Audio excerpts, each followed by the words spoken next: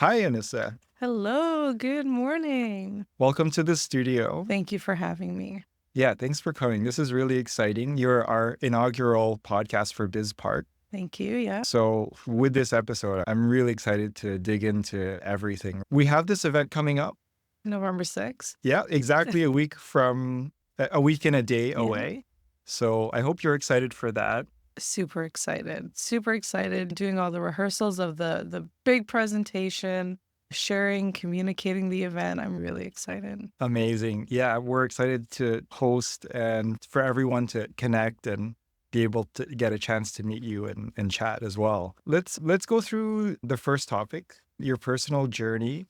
So tell me about yourself, Anissa. Oh goodness. So I guess I'm going to start with XYZ storage, and XYZ is a long story. And I remember walking down to our Midtown location, which is just right at Laird and Millwood in 2011. And I remember walking into this essentially as a warehouse building, right? And there was boxes everywhere. And I was coming at that time from hospitality and I needed a new job, and this was it. And I remember coming in, and the first thought that came to my head that day was, I'm not going to do this. Coming from hospitality and going into warehousing was not the right move, Anissa. What are you doing? And that day, I remember interviewing with Leslie. Leslie's still with XYZ now. We work together every single day, but I met with Leslie and he changed my perspective. And I thought, wow, like how could someone be in warehousing and be so caring? And it wasn't an interview at all. It was like I had a conversation with my best friend. It was so open. And I thought this company has great culture. Fast forward a little bit, needless to say, I got the job. And it was like a Drake moment from there, right? Like, you started from the bottom and now I'm here. And I started right from the bottom. It was entry level, it was customer service. I got to do the job, the frontliner. I was the face of the company. Customers would come in and I would rent them storage units. And I moved up from there, assistant manager, where I had a little bit more responsibility, and manager, where I was fully responsible for the asset. And I guess my role started to change a little bit when we started working with students from George Brown College. And I remember we did our first cohort of students, and the job was we give them a data set and they would analyze our business practices and tell us ways where we could improve. And there's this one gentleman that I worked with, and his name was Glenn. And we gave him a data set, and I guess I was the only one that knew about this data set well enough to explain it to Glenn. And I explained it. And I guess through that interaction, Glenn saw my passion for data. And he actually recommended that I take this course. We worked together for a few months. He recommended I take this course, and I took it. And I started George Brown, I think, the following September. And let me tell you, that was probably one of the hardest things that I had to do. Can you imagine being a manager and being responsible for people and their wellness, right? And to train them and to keep them happy and motivated. It was probably like 50 hours a week when you take team that with building operations, right? And then the evening time I would go to George Brown, and back then it was in person, right? And so you would go to school and sit in class, and then you had to learn. And I don't know if you remember, Richard, what a statistics formula was. I remember looking at it and it seemed to be like pages long. And it must have been another 50 hours of school. And forget Wow. about being a mom at that point, or I'm married, so forget about the husband at that point. It was 50 hours of work, 50 hours of school. But through that experience, and it's again all about experiences and opportunities with this story, I did a co-op, and I did a co-op for SAS Canada. And my partner, Xavier, phenomenal man. He was the brains, that I like to say, of our partnership. And I was definitely the extroverted people person, right? And we worked together really well. And I remember starting co-op, and I remember going to SAS Canada, my very first visit, getting introduced into this data set that we were going to be responsible for now. Sorry, just so the listeners understand, what is SAS Canada? SAS Canada, think of it as it's a tool, like a software tool, a programming language where you can take any sort of data and put it into SAS tools and manipulate that data to get the business response that you want. So it showcases that data. It cleans data, it preps data, things like that. Perfect. Thank you. You're welcome. And so I remember the first day meeting with Mark, and he's like, don't get discouraged. We've had 3 other cohorts work on this project, and we're gonna let you finish it. And so we said, okay. I remember him saying specifically that this project was impossible. Hmm. Fast forward a few months, because it was probably a 4-month project. Xavier and I did it. We solved it, and then we took this project and we submitted it. And we submitted to the SAS Global Forum, and we were the only ones in Canada to place. Fast forward again, the school flew us down to Denver, and we won this Wow. this global That's competition. amazing. Thank you, thank you. And so that started my ties with George Brown. As you know, I'm still with George Brown. I do some work developing curricula for them there. But after finishing the program and All Canadian, XYZ back then was All Canadian. We did a rebranding Okay. in 2019. But as All Canadian, they supported me through this program. So I took everything that I learned through this program and I started doing more with data with that company. And then through working with data, you work with people. And I found my passion in working with people. And I wanted to give back to teams and sort of encapsulate that moment of onboarding to where I felt I was in my career at that time and really giving that back. So I started focusing on better staff practices. How do I focus on their well being? How do we give back to people essentially that work their butts off for us every single day? And that was my new role. And I took on Director of People and Technology for them. It's funny. I started XYZ in my 20s. I'm now in my 30s, and I can see myself being in this company in my 40s. Wow. That's an amazing story of Thank of you. a company and of a journey through that company where you discovered yourself. You discovered some new skills and created an interesting culture around this. It definitely is. And it's a feeling of being grateful that you come into what you think is going to be an interview and you leave there having the best conversations of your life with someone that could have very well been my best friend, right? And it was refreshing to see. And that's one of the things that I thought was different about XYZ, just walking in feeling unsecure about boxes and making the switch, right? And then just leaving there thinking, you know what, this is going to be my future. It was a very positive moment for me. Wow. That's crazy. Yeah. Yeah, I love it. I love it. Yeah, sometimes you just find something that works and you want to give back. You just like it means so much to you. So I really feel that from your story. Yeah, I guess that leads into like where you found working with people, giving back, as you mentioned with George Brown teaching. Tell me about that. What other ways do you give back? How do you grow community? That's a big question also for this podcast for BizPark FT. Just we want to also be doing what you're doing. So I think your leadership here is really valued. And if you can shed some light as to that story and how you discovered being a leader. Absolutely. And you know what? After you win a global competition for George Brown, they did some amazing things. If you look on their website, B412 was the program. It was analytics for everyday business decision making. We had fun with it afterwards. We had a team come to XYZ Storage at the time, All Canadian Self Storage, and we recorded, we promoted this program. It was a new program and it was great to be involved. And we had success stories written about Xavier and I. And from that, I built amazing relationships with my professors, right? And I kept asking, kind of like this, the squeaky wheel, right? What can I do? How can I get involved?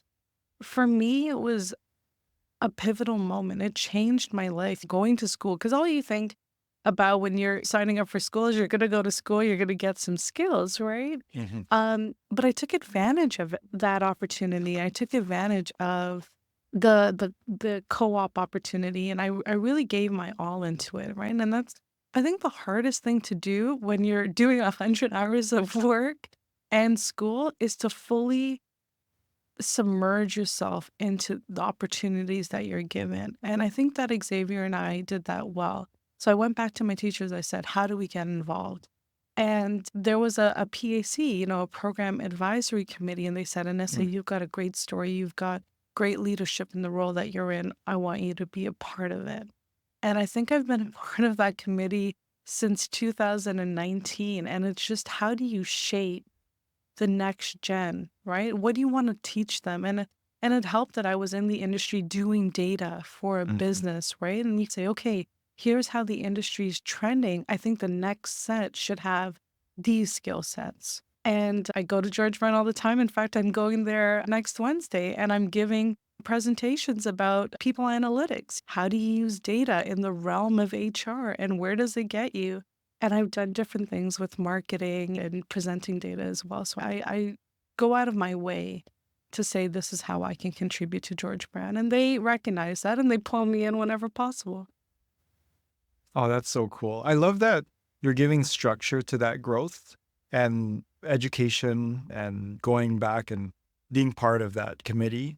And it's crazy to me to think that you could put in all those hours over and above, right? Being a person. So I guess there's some sacrifices being made. We'll save those for another podcast. I think There there'll are be, definitely a lot of sacrifices. yeah. Absolutely. And I think that those are the kind of things that make everything worth it when people are aligned and you're able to do those things and people support you. So I'd love to dig into that at another time. We'll bring a tissue box for that one Well and needed. Yes. Yes. That's a and great idea. uh, and some water, and we'll just make sure to have something refreshing afterwards. When you think about this neighborhood, Thorncliffe, Flemington, and neighboring Leaside and Danforth to the south, and all these different neighborhoods, what's your vision there? Like, how do we work together? How do we collaborate? How do we build up the community? We're thinking about business here, but there might be other things you want to bring to light there as well. Absolutely. And so, one of the things I love about this area is we are so diverse. Each little pocket brings its own characteristics, right? And I think that if we're looking to build in this community, one of the things that we're going to have to do is leverage off the strengths that we have, right?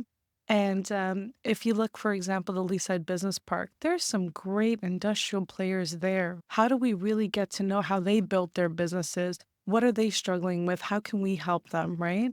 I think if you really look at who's in your community and talk to them, network with them, kind of suck their brain for information, they've been in business for a long time. What makes them so successful? I think that there's a lot of networking, resource sharing that we can do, and just knowledge transfer. As an entrepreneur, if I was starting off in this community, I would go and try to say, hey, what's good about this community? What's the market share like in this community? How do I build my business?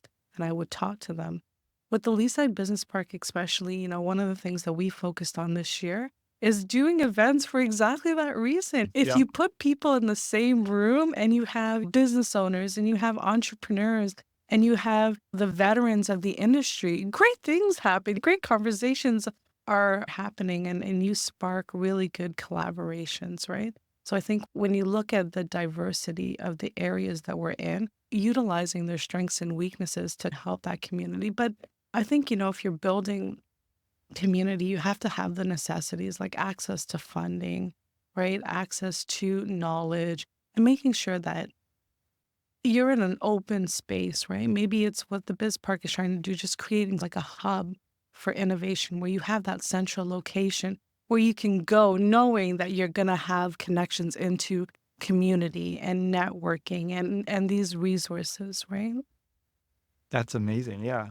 Yeah, I love that vision and the very practical knowledge transfer there. Thank you.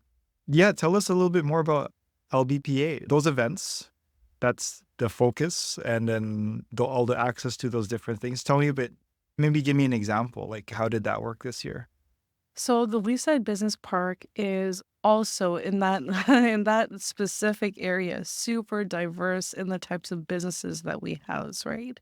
There's entrepreneurs, there's retail, there's these massive manufacturing plants, right? And industrial buildings. So it's been challenging to say, okay, these are the needs of the areas and what we do. But I think we did 4 events this year. We Wow. might end with 5.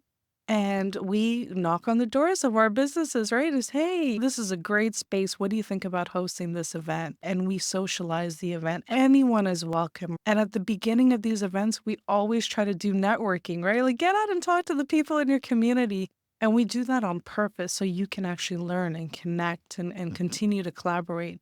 And then we have a theme. So what we did capital gains, for example, when all Oh, of the wow. capital gains taxes was in the news, just Yep. sharing information because you're thinking about it and I'm thinking about it. Why not just get out and think about it together, right? We recently did a really big transportation study as well. We know that transportation is on everyone's mind. The way they're closing down the roads, you can see what's happening on Overly.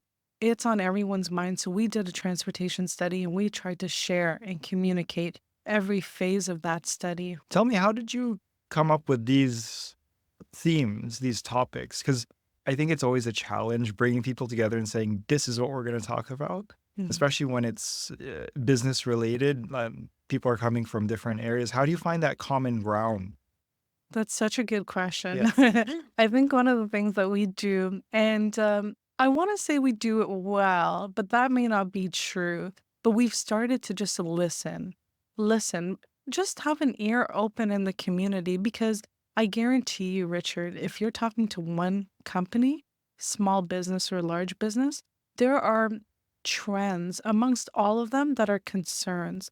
For example, if I was to throw out staffing concerns to you, I heard today the 911 calls on the way that they're not staffing them adequately to get 911 response times. Hmm. I think the goal was 15 seconds and we're currently over a minute.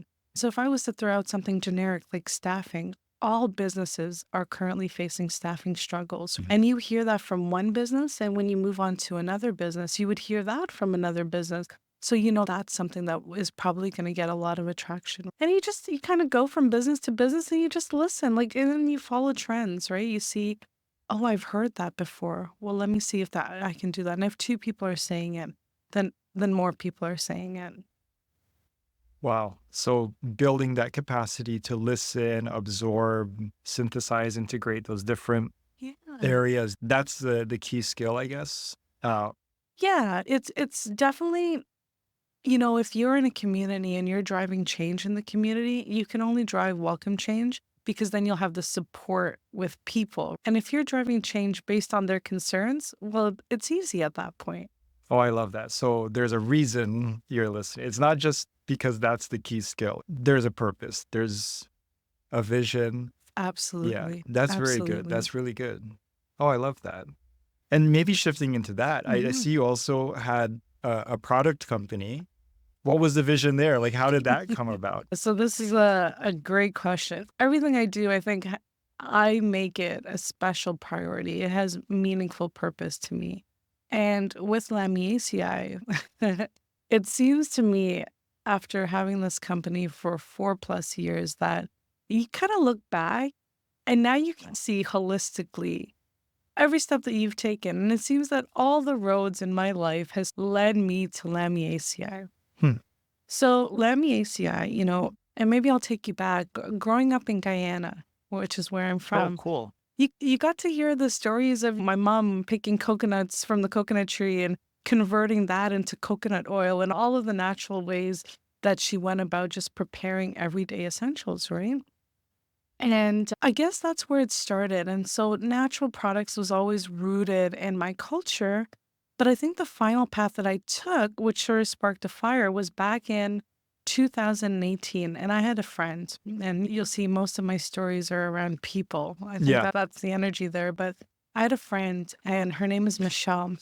And you think we've been friends since secondary school. Like, I think I met her when I was 13 years old, Oh, right? wow. And we're still friends to today. She's one of those lifers. But a sad story with Michelle, when we were growing up, probably right after high school, her mom was battling breast cancer. And being one of Michelle's closest friends, we would chat every day about the journey and you listen to a lot of sadness, dark times. And at that age, you know what cancer is, but I didn't really fully understand it, right? So after talking to her, I felt the need to learn more. And so I went down these endless Google, these searches, and just I kept going down that tunnel. And oddly enough, my searches ended around ingredients and things that could cause cancer, and specifically going down into personal care and the things that you come into contact with every day that could lead you down this path. And then, interestingly enough, that year, so I love to garden. I Okay. garden all the time. Interestingly enough, that year, I had so much lavender and mint growing in my garden. And the two experiences intersected for me. It was understanding ingredients that may lead to cancer and things that are Mm. bad for you and the harm and stuff that we think is safe to put on your skin. To, wow, now I've got lavender and mints. I'm going to try to create something natural to get away from the chemicals. And so I created my first natural scrub, and I was so excited, and it smelled great and it looked great. And I think that it did exactly what it was supposed to do. I shared it with friends and I shared it with family. Funny enough, Lamiaceae, many people don't know this. They're like, Annissa, why Lamiaceae? Like, you Yeah. couldn't pick Lammy or Acei or something short and sweet.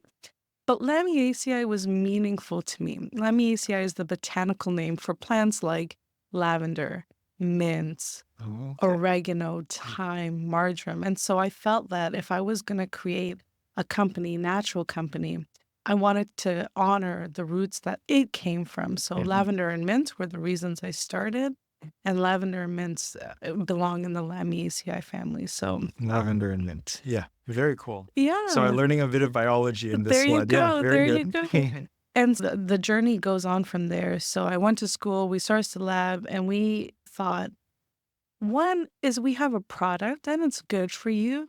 But two, and probably more importantly, was education, right? Like Mhm. maybe like I didn't know all these bad things that you put into your skin or your hair or the things that you breathe in every day. Maybe others didn't know as well. So we started educating on skincare, educating on ingredients.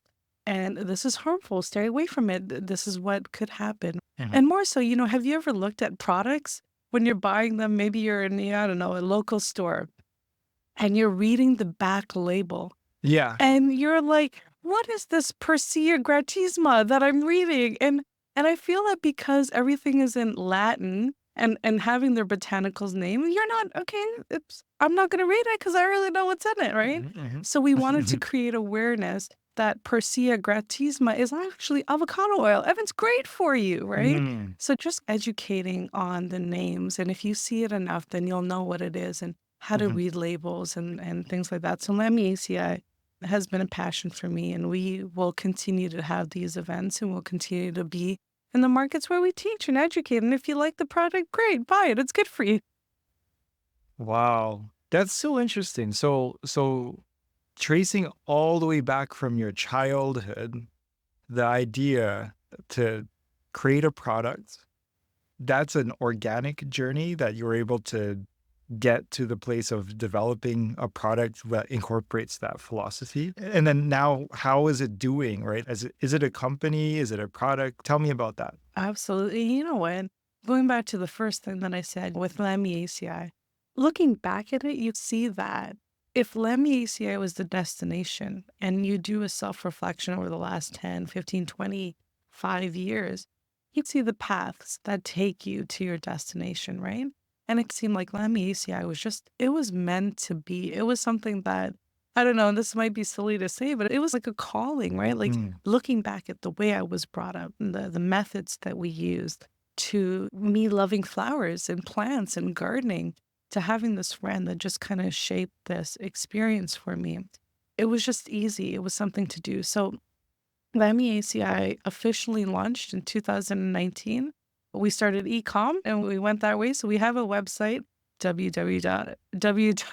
www.lemyaci.ca, and we have a product line. So I went to school. Believe it or not, I got my degree in natural formulation. I play the role of mad scientist. So you put on the hat Amazing. and you go in the lab and you're like, oh, this is good and it's good for this kind of skin. So let's play that. Let's put that in there. Let's throw in some other good smelling things and moisturizers. And then you test it, right? Not all the things I formulated are great, but they're all natural. And then you kind of wait, you get the feedback from your community or supporters. I have a really great bunch of testers who I think they're really happy. They get a box every month with new stuff to try, and then they leave me their feedback. And then the product that makes it goes into marketing and it kind of says, okay, what bottle are we going to use? And if you look at the brand, if you look at the line, I try to make it a little different. So you get a little bit of Anissa with every Mm, product that amazing. you buy. And it's the gold tones because I think I'm cheerful and Mm, you stand mhm, out. mhm. Plus, natural, although it's really good for you, you don't see many people going to, the store and picking up a product because it's natural, right?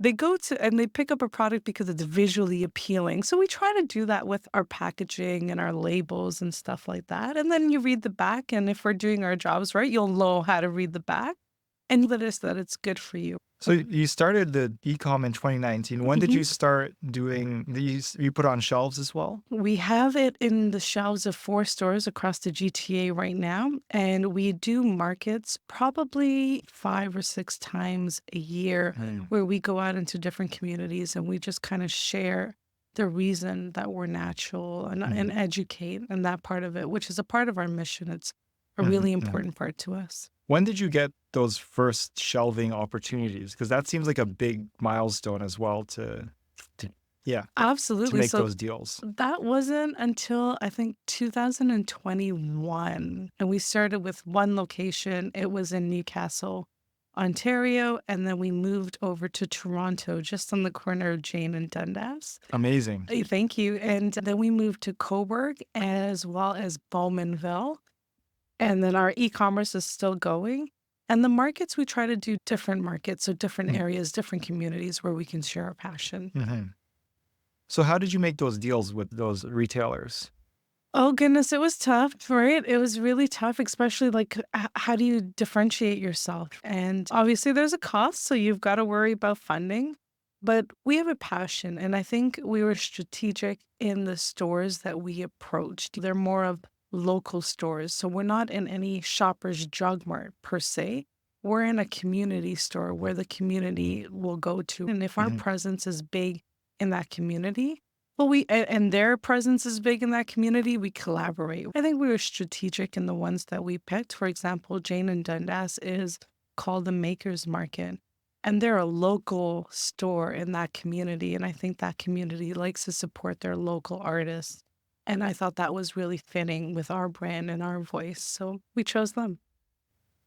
wow, so it's intentional. There's a lot of intention with how you go about that. Absolutely, right? And we get approached and we say, why not Walmart or why not Shoppers? And although that might be a big move, I don't think it serves our clientele being the local community. I think local community likes to support their local community and give back to the small businesses. And I think they're the backbones really. So we try to play nice with the people that have the same vision as us. Oh, I love that. Obviously, you're saying those exact words that I love to hear. So, Small businesses are the backbone, Richard, and we believe that. yeah, not just believe it, you're doing it, Yeah. right? So I think it's a lot different when we just say that, but with your company, with LBPA, with XYZ, you're doing all those things locally, hyper Thank you. locally Yeah. even. So I really appreciate that. And now I remember the question I wanted to ask at the beginning, which I think now it's here after hearing all this. I was gonna ask, what would be your breakdown in terms of like percentage? How do you spend your time? But now I feel like we don't have to do a scale of 0 to 100, it's like 0 to 200, because you're probably doing 2 or 3 times more than most people. So If I had another 48 hours in my day, that would help. right. So I think my question's irrelevant now. I mean, now it's whatever you're doing, it's 100%, and there's like 4 or 5 things you're doing. So Well, so that's the thing, right? And yeah. and if you do something that you're really passionate about, Mhm. yes, there's work involved, but there isn't really work involved because you're having fun and you're doing it and it's you want to do it. It's not a chore. It's not something you have to cross off a list. When you really have passion and you're fortunate enough to do something that you love, it's something that you love. It's a hobby. It's the way that you want to spend your time. So it's not daunting at all to do. And I can tell you, XYZ probably takes up the majority of my Mm. time, right? Building that company. That's also your foundation, right? That's a It stable it kind of is. It's job as well. it's my bread and butter, Yeah. right? XYZ, and just being able to have fun there and showcase my talents, if it's project managing and doing a project or working with technology or people, you love it so much that it's not really work. Like, I'm very fortunate to be in that company. I get to express myself and they pay me to express myself. Yeah. And the Leaside Business Park and Lamiaci, I think Lamiaci would obviously be next. Now, I use technology a lot with that business. Okay. Oh my goodness, you have to, So right? to save time, Oh, right? Yeah. absolutely. And I don't know if I'm allowed to say this, but there's a cool new AI tool called Sintra. Okay. And I'm testing that out. It's 12 people, AI people. You can't see the quotes, but AI bots essentially that help you with your business. So SEO, they'll do a daily check of my SEO and recommend actions to me that I can just go and implement, right? Social media campaigns, they look at my website and say, Christmas is coming up. Why don't you do this bundle? And obviously, I'm saying it in a higher light, but you program it to do these things. And I feel like being an entrepreneur, especially when you're dabbling in other things, you have to stay vigilant, right? And AI has helped me do that. And I think for any entrepreneur, look at what's available to you. You no longer have to hit your head against the wall to say, what am I going to do for social media campaigns now? They have technologies that can help you. And so I have an SEO guy that will come to me every day and say, here's how we improve. And this is what we're posting on social media. And here's a new product that I would recommend based on trends that I'm seeing on the internet. And so it becomes easier when you have help like that, right? And with the Leaside Business Park, the biggest help there is just community.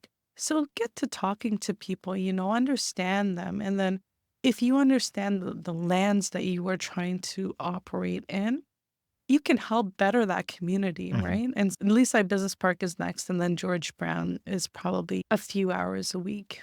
Yeah. Wow. You're able to be structured in the approach and still make time for even this podcast. So I really appreciate that. Of course, the beauty of a calendar, right? It's you're working weekends, you're working late nights, you're working early mornings, right? But again, when you're passionate about something, it's not a chore. You wake up at 4 a.m., as I do, excited for the podcast at 9 a.m., right? Excited to go talk to that business owner, excited to get a product off the shelves into a cart somewhere and delivered to a home. If you're fortunate to live your life with passion, I think you get excited for it all. Agreed. I have also a lot of passion, but I think the most useful tip, and we'll end with this last one because I want to respect your time. Thank you. um, how do you, with all of those different priorities, calendaring, like you mentioned, is one tool you use, and the AI, is there something that grounds all of this? Do you have a routine that is able to keep you operational with the different things? I laugh at that because this is something that I struggled with all my life. And I think that But you might have secrets now. write it down, I think is my biggest secret Write it because down. I used to focus on putting everything in my calendar, but then I realized, crap, I'm not around my calendar. I can't put it in my calendar. Now technology makes it a little bit easier, but I often forgot to put it in my calendar. And then there was times where I didn't have my phone. I was in a meeting off-site somewhere, as we are now. If I didn't write it down on a piece of paper, I would forget about it, right? Mhm. And so I always have a notebook. If you see me, I'm always with a pen and I write things down. And then later I can take that and I can put it in my calendar or I can make a to-do list and give it out to the people that need to have it. But it's not one secret. It's just remember it and then appropriate times write it down, jot it down, send yourself a text message with the important reminder, put it in your calendar, right? Mhm. Just get it off your brain because I think when you leave things in your brain, you'll forget them or they won't come up as they need to. So just get it off of your brain into paper. Calendaring, text messaging. I have my favorite person to message on WhatsApp is me because I'll have a great idea and I'll send myself a message. Hey, Annissa, you walked by this bus and had a great campaign. Like, here's a picture. Let's talk about it later, right? Or I won't say that, but let's deal with this later, right? Mhm, So mhm. get it off the brain, I think, is my biggest recommendation. Awesome. And that's how you're able to stay clear headed and operate without all that baggage. Because, yeah, when you keep all those thoughts in your head, they become heavy and you're like, oh, I'm trying to remember every time you don't write it down, then it weighs you backwards. Yeah, I don't have my phone with me. I didn't get to put it in the calendar. And then you get stressed out about Well, it. that's right. So it And can lead to, exactly. And you feel horrible once you forget something that you wanted to do and it was crucial, like right? at the beginning of this podcast, I didn't write it down, right? Right. So there you Like, go. and Yeah. also the dopamine hits. Like when you cross something off a to-do list, you feel 20 times better about Mm. yourself. And it gives you the endorphins and more motivation to keep going. So write it down, send yourself a message, put it in a calendar. There's gonna be different avenues that will keep you grounded. One way I've learned doesn't work. It just doesn't work. And so you have to look at different ways that will all tie back in to pushing your strategies ahead. Amazing. I think you're leaving the listeners with some great advice there, especially me. I'm one of the listeners. So Oh, wow. thank Thank you so you. much. Oh, it was a pleasure being here. And you guys are doing such great work with Biz Park and the vision that you have. Hopefully, my vision can tie into where you want to go with it. But I It's a think community. So community we want involvement. all voices. Yeah. That's why we're launching this podcast as well, because literally want voices. We want to Yeah. hear people. I think you've given so much already, Thank and you. I think it'll give a good benchmark as to where we can structure this to get more of this. Yeah, more. And like I mentioned, we'll have you back for something else. Looking forward to it. Cannot wait. And next week, I'm very excited for this. So this will go out too, by the way. Yeah, like I'll push this right away. Amazing. But yeah, we'll cap it there Thank just to you. respect time. And thank you so much, Annissa. It was a pleasure. Thank you. Thank you for having me.